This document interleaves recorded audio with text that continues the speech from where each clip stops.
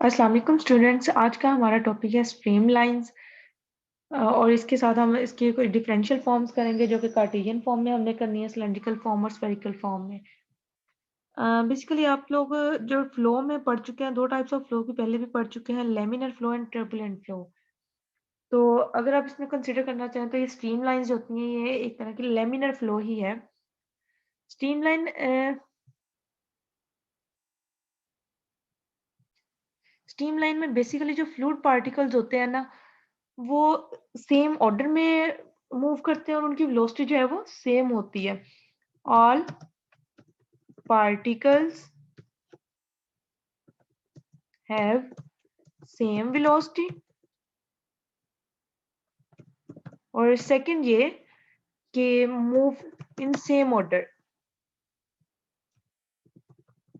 मतलब for example अगर आपके पास कोई भी फ्लूइड पार्टिकल है, एक यहाँ पे पॉइंट है, एक यहाँ पे है, पॉइंट यहाँ पे है और एक यहाँ पे है, ठीक है ना।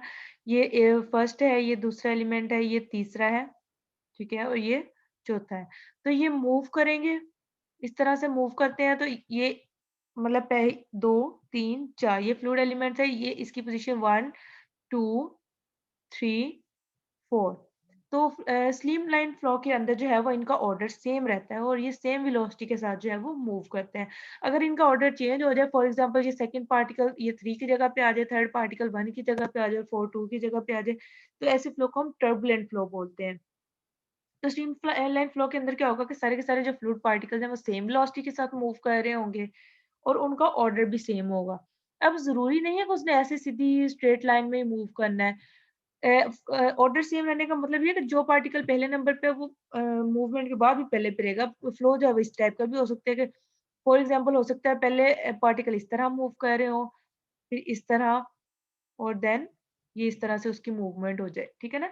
मतलब कि अब इसमें यही चीज़ है कि अगर इस ये वाले एरिया में फ्लूइड पार्टिकल इस तरह थे कि एक ये इसकी पोजीशन 1 है, 2 है, 3 है, देन नेक्स्ट क्या होगा आफ्टर मूवमेंट यहाँ से यहाँ तक, उसमें क्या होगा कि पहला पार्टिकल पहली पोजीशन पे यहीं पे रहेगा, दूसरा दूसरी पे, तीसरा तीसरी पे। तो ऐसे फ्लो को हम बोलते हैं स्ट्रीमलाइन फ्लो। सेकंड डेफिनेशन उसकी क्या है? Streamline is a curve drawn in the fluid such that tangent to it at every point in the direction of the fluid velocity v at that point at the instant considered। मतलब कोई भी fluid particle है जो move कर रहा है, जैसे for example यहाँ पे कोई फ्लूइड पार्टिकल हम ले लेते हैं पी, ठीक है, या आर ले लें जो आफ्टर मतलब पैसेज ऑफ टाइम या जब उसने मूव किया है उसकी पोजीशन जो है ये पी हो गई। जैसे जैसे वो मूव कर रहा है ये एक कर्व बन रहा है, ये जो कर्व एक फिगर में ड्रॉ है 2.9 फिगर के अंदर, ये कर्व जो है वो ड्रॉ हो रहा है, ठीक है। अब जाहिर है जब कोई फ्लूइड मूव कर रहा है तो उसकी कोई ना कोई वेलोसिटी भी होगी, किसी वेलोसिटी के साथ वो मूव कर रहा होगा। तो अगर तो वो मतलब फ्लूइड जो है, फ्लूइड एलिमेंट जो है इस तरह का कर्व बना रहे हैं, मतलब उसकी मोशन जो है वो इस तरह की है कि अगर फॉर एग्जांपल यहाँ को मूव कर रहा है, ठीक है ना, उसकी वेलोसिटी की ये डायरेक्शन है, ठीक है, और इसी पॉइंट के ऊपर अगर हम टेंजेंट ड्रॉ करते हैं तो वो भी इसी डायरेक्शन में आ जाता है, मतलब यही डायरेक्शन वेलोसिटी की है और यही डायरेक्शन टी की भी है, टेंजेंट की। तो ऐसे फ्लो को हम बोलते हैं ये मतलब ये जो कर्व ड्रॉ हो रहा है इसको हम बोलते हैं ये स्ट्रीम लाइन है, ठीक है। मतलब क्या है कि सारे पार्टिकल मूव कर रहे हैं और ऐसा कर्व बना रहे हैं कि अगर उस कर्व के ऊपर हम कोई टेंजेंट ड्रॉ करते हैं तो उस टेंजेंट की भी वही डायरेक्शन होती है जो कि उसकी वेलोसिटी की डायरेक्शन होती है। तो ऐसे कर्व को हम स्ट्रीम लाइन कर्व बोलते हैं।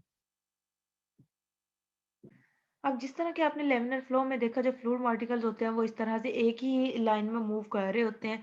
स्ट्रीम लाइन और लेमिनर फ्लो जो है वो सेम चीजें एक ही लाइन में मूव कर रहे होते हैं। कोई भी फ्लूइड पार्टिकल जो है वो एक दूसरे को क्रॉस नहीं करते। तो स्ट्रीम लाइन में भी यही होगा। Since the stream line is the everywhere parallel to the direction of flow, we may conclude that there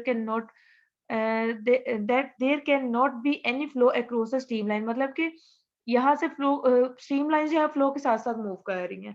अब इससे फ्लो जो है फ्लूइड जो है वो इससे बाहर नहीं जा सकता, इसको क्रॉस नहीं कर सकता क्योंकि ये फ्लो की पैरेलल लाइंस बनती है। तो इसलिए हम इसको एज अ बाउंड्री भी कंसीडर कर लेते हैं कि ये जो है ये फ्लो की बाउंड्री बनेगी। तो इनको हम एज अ मतलब फिजिकली अगर कंसीडर करना चाहें तो हम इनको एज अ सॉलिड बाउंड्री भी कंसीडर करते हैं। हम ये नेक्स्ट देखिए, अगर अगर तो हम फ्लूइड की मोशन जो है वो स्टेडी मोशन ले रहे हैं तो फ्लूइड जो है उसका पैटर्न जो है वो चेंज नहीं होगा, मतलब उसकी जो स्ट्रीम लाइन्स हैं उनकी सेम शेप होगी at all instance. For example ये स्ट्रीम लाइन्स बन रही है स्ट्रेट लाइन्स, तो वो हम अगर फ्लूइड स्टेडी है, फ्लूइड स्टेडी होने का मतलब फ्लूइड की प्रॉपर्टीज जो है वो चेंज नहीं हो रही, तो उसका पैटर्न जो है वो चेंज नहीं होगा स्ट्रीम लाइन्स का, ठीक है।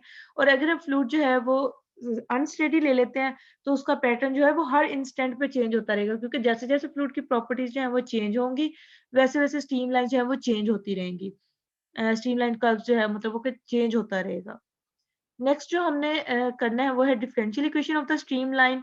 Differential equation of the streamline, अब हम स्ट्रीमलाइन में हम पढ़ चुके हैं कि क्या होता है, जो स्ट्रीमलाइन के अंदर जो फ्लूइड है उसकी वेलोसिटी और टेंजेंट की जो डायरेक्शन है, वेलोसिटी की डायरेक्शन और टेंजेंट की डायरेक्शन जो है वो सेम होती है। तो since at each point of the streamline the velocity v is parallel to unit tangent vector t, ठीक है, मतलब कि टेंजेंट की और वेलोसिटी की डायरेक्शन जो है वो सेम होती है, दोनों पैरेलल होते हैं। और अगर पैरेलल हो तो ये हम स्केलर प्रोडक्ट और क्रॉस प्रोडक्ट में पढ़ चुके हैं कि अगर तो वेक्टर पैरेलल है तो उनका क्रॉस प्रोडक्ट 0 होता है, और अगर वो परपेंडिकुलर है तो उनका डॉट प्रोडक्ट 0 होता है, ठीक है। तो यहाँ पे क्या होगा कि ये वेलोसिटी का और टेंजेंट का क्रॉस प्रोडक्ट जो है वो 0 के इक्वल आ जाएगा। और यहाँ पे टेंजेंट जो है वो क्या होता है, आर्क रेट ऑफ चेंज, मतलब कि जो उसकी डिस्टेंस होता है उसमें, मतलब कि आर्क लेंथ के रिस्पेक्ट से उसकी पोजीशन में, किसी वेक्टर की पोजीशन में जितना चेंज आ रहा होता है उसका, उसको हम टेंजेंट बोलते हैं। तो ये आ जाएगा dr बाई ds। r क्या है, यहाँ पे किसी पॉइंट का जो है वो पोजीशन वेक्टर है, तो यहाँ पे v cross dr by ds is equal to 0 आ गया, और ds जो है वो राइट साइड पे जाके 0 हो गया, बाकी क्या रह गया, v cross dr is equal to 0। अगर v के हम कार्टेशियन कंपोनेंट लिखें तो ui plus vj plus w के आ जाएंगे, और dr के जो है r, क्योंकि पोजीशन वेक्टर स्पेस के अंदर हमने लिया है, उसके कोऑर्डिनेट्स क्या आएंगे, xi plus yj plus z के। तो dr जो है वो हमारे पास हो जाएगा, फॉर एग्जांपल यहाँ पे मैं आपको लिख देती हूँ, r जो है वो हमारे पास हो जाएगा xi plus yj plus z के। तो जो हमारे पास dr है वो क्या बन जाएगा, dxi plus dyj plus dz के, ठीक है, ये आ गया। तो अब यहाँ पे इनकी वैल्यूज लगा लें क्रॉस प्रोडक्ट का। अब क्रॉस प्रोडक्ट के बारे में आप जानते हैं कि वो हम किस तरह से फाइंड करते हैं। हम इसका डिटर्मिनेंट लेके, मतलब i j k, और फिर पहले वेक्टर के कंपोनेंट देन दूसरे वेक्टर के कंपोनेंट, ठीक है, और इक्वल किसके आ रहा है, ये 0 के। तो यहाँ पे इसका डिटर्मिनेंट फाइंड कर लें। डिटर्मिनेंट फाइंड करने के बाद ये आपके पास ये i j और k के कंपोनेंट आ जाते हैं। इन दोनों तरफ i j के कंपोनेंट जो है वो कंपेयर किए हैं। आफ्टर कंपेयरिंग हमारे पास ये 3 इक्वेशन बन जाती हैं, ठीक है। तो फर्स्ट इक्वेशन जो है वो हमारे पास क्या आ जाएगी, ये माइनस में आ रहा है डब्ल्यू डी वाई, ये दूसरी साइड पे जाके प्लस का हो जाएगा, और वहां से एक इक्वेशन हमारे पास बनती है d y by d z is equal to v by डब्ल्यू, ठीक है ना। ये जब दूसरी साइड पे जाएगा तो ये क्या बन जाएगा, ये आ जाएगा d y by d z, ठीक है, is equal to v over डब्ल्यू, ठीक है, ये चीज आ जाएगी। तो अब इसको आप, बल्कि अगर आप ऐसे भी नहीं करना चाहते तो इसको सिंपल दूसरी साइड पे लेके जाएं तो ये इक्वल में आ जाएगा, ठीक है, और फिर W को इस साइड पे ले आए और V को राइट साइड पे ले आए, तो ये आपके पास ये वाला रिलेशन बन जाएगा, ठीक है, ये रिलेशन बन गया। इसी तरह से दूसरी वाली को आप सॉल्व करेंगे तो ये DZ और DX के दरमियान रिलेशन बन जाएगा, थर्ड वाली को सॉल्व करेंगे तो X और Y के दरमियान रिलेशन बन जाएगा। तो ये हमारे पास जो है इक्वेशन 4, ये जो है हमारे पास इक्वेशन आ गई स्ट्रीम लाइन की, डिफरेंशियल इक्वेशन आ गई। फ्लो चाहे इसमें स्टेडी हो या अनस्टेडी फ्लो हो, तो ये उसमें फ्लो में स्ट्रीम लाइंस की डिफरेंशियल इक्वेशन है, ठीक है। नेक्स्ट अगर ये हो गई 3 डायमेंशन में, अगर आप 2 डायमेंशन में करते हैं, for example x y coordinates लेते हैं, एक्स वाई प्लेन में ले रहे हैं, तो यहाँ पे D z by D W जो है ये कंपोनेंट 0 हो जाएगा, ठीक है। तो बाकी आपके पास आ जाएगी d x by d u is equal to d y by v. अब देखिए जो ऊपर हमारे पास इक्वेशन बनी है डिफरेंशियल इक्वेशन, उसमें दो पेयर बनेंगे, ठीक है ना। एक ये d x by d u is equal to d y by d v ले लें, और एक यहाँ से d y by v is equal to d z by डब्ल्यू ले लें, ये दो पेयर बनेंगे ले लें। तो इन पे हमारे जब इनको इंटीग्रेट करेंगे तो आपके पास दो इक्वेशंस आएंगी। क्योंकि इसमें इंटीग्रेशन कांस्टेंट भी आता है, तो इंटीग्रेशन कांस्टेंट की जब आप डिफरेंट वैल्यूज देते जाएंगे तो आपके पास इनफिनिट कर्व्स आ जाएंगे। तो उन सबके इंटरसेक्शन से जो कर्व आ रहा होगा वो हमारे पास स्ट्रीम लाइंस कहलाएगा। Streamlines will be obtained by integrating equation. अगर हम टू डायमेंशन में कर रहे हैं तो स्ट्रीमलाइन जो है वो इस इक्वेशन को इंटीग्रेट करने से हमारे पास आ जाती है, since there will be only one constant of integration, क्योंकि जब हम इसको इंटीग्रेट करेंगे तो हमारे पास एक ही इक्वेशन आएगी और एक ही इंटीग्रेशन कांस्टेंट आएगा।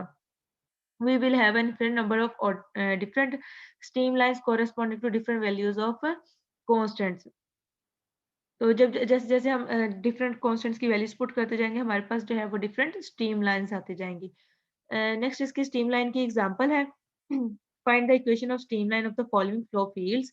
फ्लो फील्ड्स मतलब उसने फ्लो की वेलोसिटी दे दी है, यू जो है वो ये टू डायमेंशन, अगर आप देखें तो ये टू डायमेंशन है, यू भी दो ही कंपोनेंट दिए गए हैं। तो एक u जो है वो के एक्स ओवर एक्स के प्लस वाई स्केयर और v जो है के वाई बाई एक्स के प्लस वाई स्केयर आ रहा है, ठीक है। तो स्ट्रीमलाइन की इक्वेशन आपको पता है, स्ट्रीमलाइन की डिफरेंशियल इक्वेशन क्या होती है, dx by u is equal to dy by v। तो यहाँ पे u की वैल्यू लगाई, यहाँ पे v की वैल्यू लगाई। अब देखिए इसके डिनोमिनेटर में k बाई एक्स के plus y square left side पे भी और राइट साइड पे सेम आ रहा है, तो ये कैंसिल होकर बाकी हमारे पास क्या बच जाएगा, dx by x is equal to dy by y. जब इनकी दोनों साइड्स पे इंटीग्रेशन करेंगे तो ये लेफ्ट साइड जो है log x देगी, राइट साइड जो है वो log y देगी, और एक हमने इसमें इंटीग्रेशन कांस्टेंट ऐड करना है, ठीक है। ये इंटीग्रेशन कांस्टेंट ऐड कर दिया।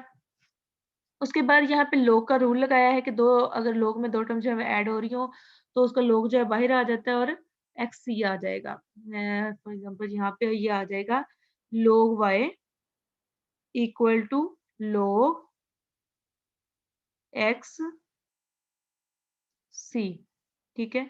और फिर दोनों साइड्स पे एंटी लॉग ले लें तो ये लॉग इस वाले लॉग के साथ कैंसिल हो जाएगा और बाकी सॉल्यूशन आपके पास क्या आ जाएगा, y is equal to c x. अब देखिए इसमें एक ही इंटीग्रेशन कांस्टेंट आ रहा है और ये बेसिकली लाइन की इक्वेशन बनी है। तो जैसे जैसे आप इसमें वैल्यूज जो है वो चेंज करते रहेंगे सी की, हमारे पास डिफरेंट लाइन आती रहेंगी। For example c is equal to 1 के लिए ये आ जाएगी, सी इज इक्वल टू -1 के लिए ये आ जाएगी। सिमिलरली हमारे पास जो है ये इस तरह से लाइन्स चेंज होके आती रहेंगी, तो ये सारी जो है वो स्ट्रीम लाइन्स आ जाएंगी। Hence the streamlines are the straight lines radiating from the origin। अब क्योंकि इसमें अगर तो ये इस तरह से जो कांस्टेंट प्लस होके आ रहा होता तो ओरिजिन में से पास नहीं करना था इसने, क्योंकि वो y इंटरसेप्ट फॉर्म होती है। और क्योंकि अब c की वैल्यू 0 है तो जितनी भी लाइंस आएंगी वो सारी की सारी ओरिजिन में से पास कर रही होंगी।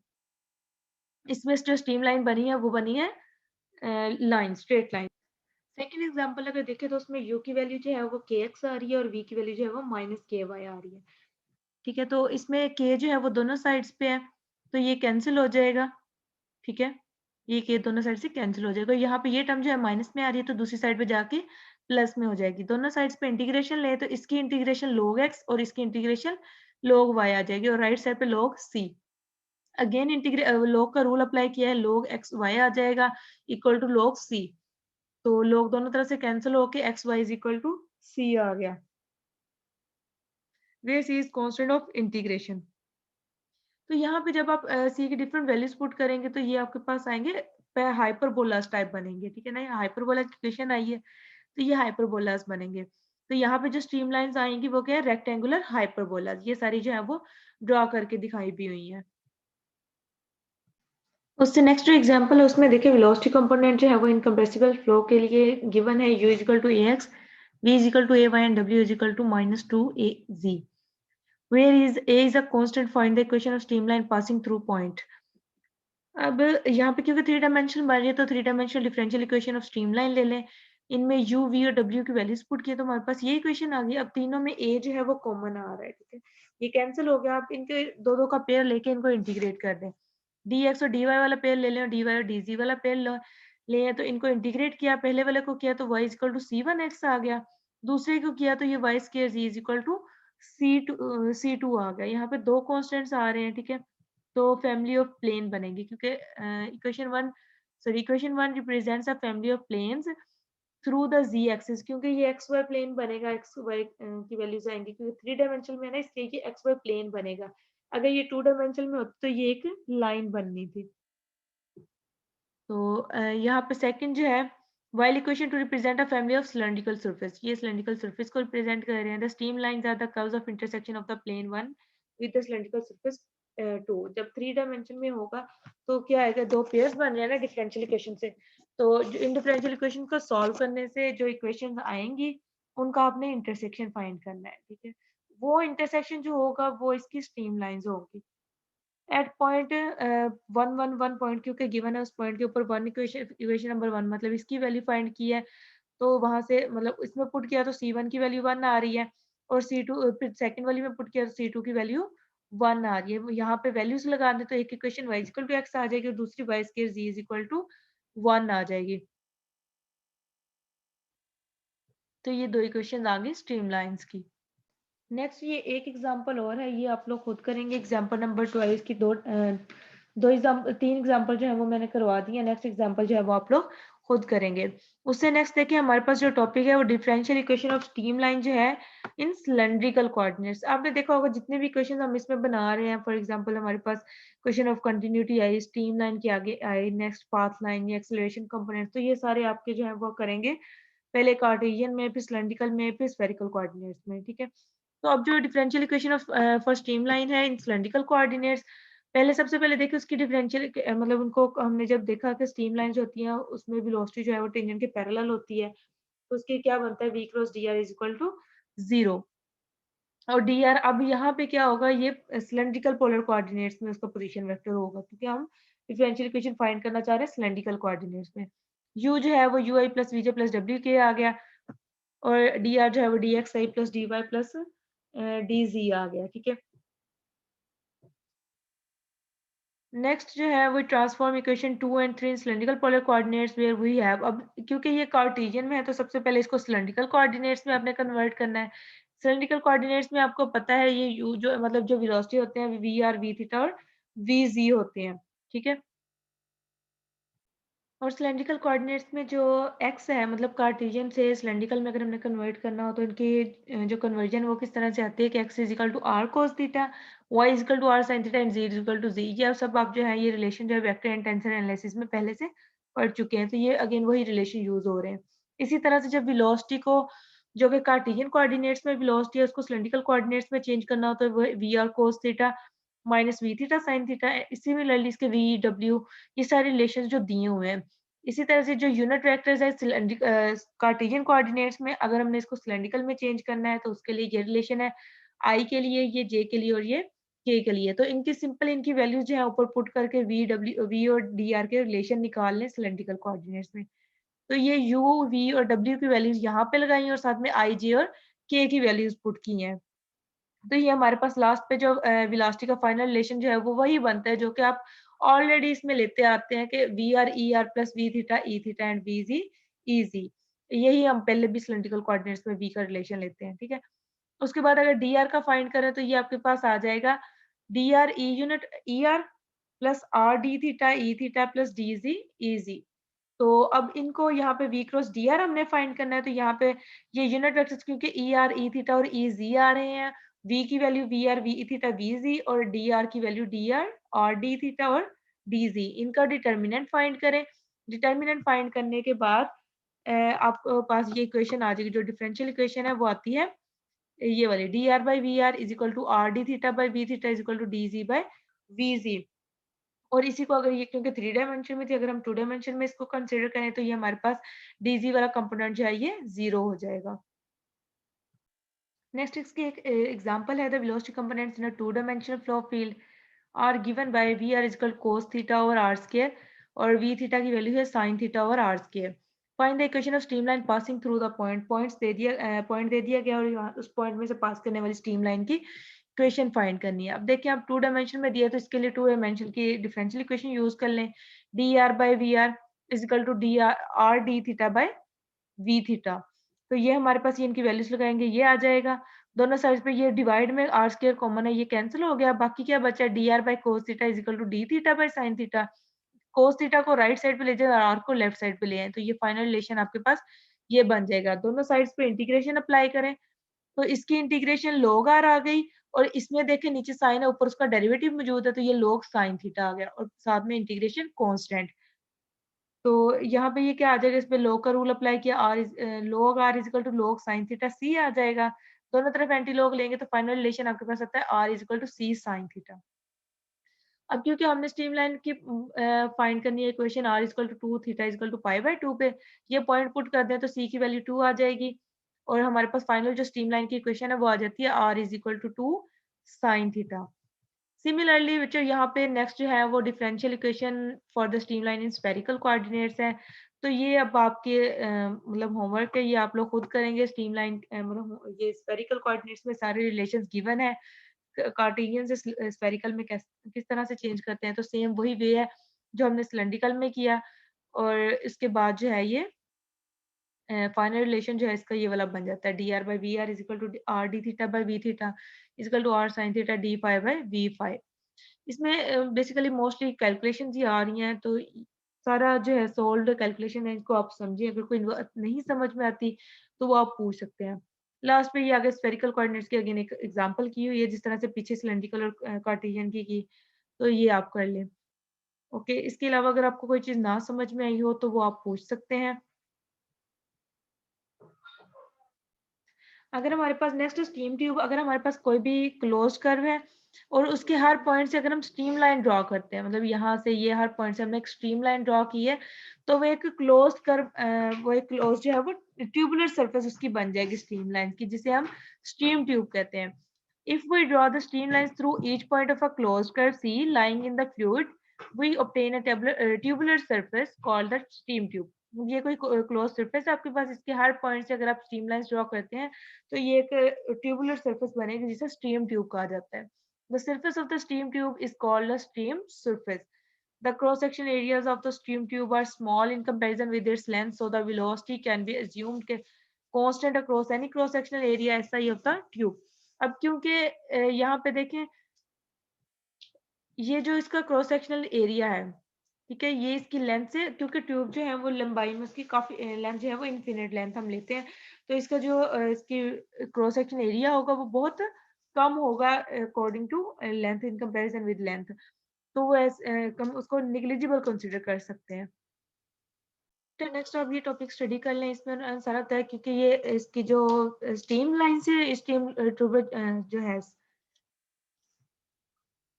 स्टीम ट्यूब जो है वो स्टीम लाइन से बनते हैं। स्टीम लाइन के बारे में हम पहले ही पढ़ चुके हैं कि इसमें ये क्योंकि वो फ्लो के साथ-साथ ये बनाती है ना, पैरेलल लाइन्स होती हैं और इसमें से फ्लो जो है वो इसको क्रॉस नहीं करता। तो अब क्या होगा, ये जो ट्यूब बनी है स्टीम ट्यूब, इसके अक्रॉस कोई फ्लूइड नहीं जाएगा, मतलब इस ट्यूब को कोई भी फ्लूइड जो है वो क्रॉस नहीं करेगा कि यहाँ से बाहर इस तरफ को मूव कर जाए फ्लूइड जो है, या फिर इस तरफ को फ्लूइड मूव कर जाए।